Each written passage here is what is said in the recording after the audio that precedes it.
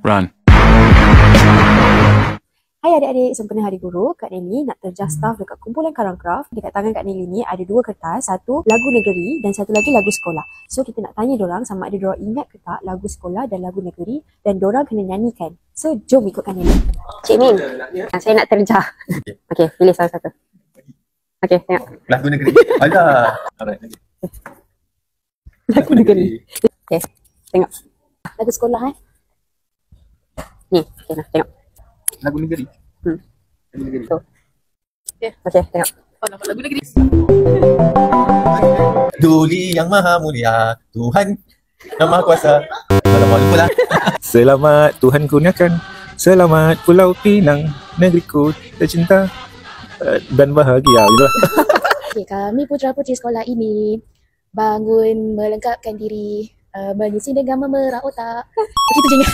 Lanjutkan Allah usianya Sultan, adil dan murah pemerintah watan, ditaati rakyat kiri dan kanan. Duli yang maha mulia, selamat di atas tahta. Belajar berbakti, harapan kami semua. Belajar kami tiada leka, berbakti kepada negara, itulah sumpah kami semua. Kalau sekolah rendah SRSS 19, sekolah yang kita banggakan. Okey, sekolah satu sekolah dengan Jom Pizo tau. Buat guru-guru yang pernah mengajar saya, tak kisahlah dari sekolah rendah, sekolah menengah sampai ke universiti lah, dan juga seluruh guru-guru di Malaysia. Selamat Hari Guru. Terima kasih atas jasa dan kalian. Apa yang apa yang kita jadi hari ini, selain didikan mak ayah kita, juga adalah didikan daripada tenaga pengajar lah guru-guru kita selama ini. Terima kasih banyak-banyak. Selamat Hari Guru. Selamat Hari Guru untuk semua cikgu-cikgu dekat Malaysia, especially yang telah menjadikan saya siapa saya hari ini. Selamat Hari Guru.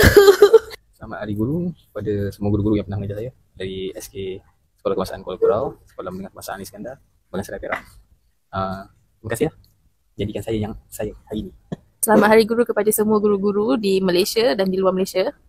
Jasa anda kami hargai. Selamat Hari Guru kepada semua guru-guru di Malaysia. Okey. Saya nak buat konten boleh? Saya nak buat konten.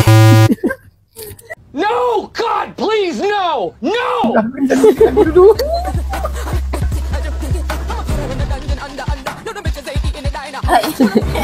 Saya nak nyanyi lagu tadi juga, sekali lagi. Tak puas hati. Okey.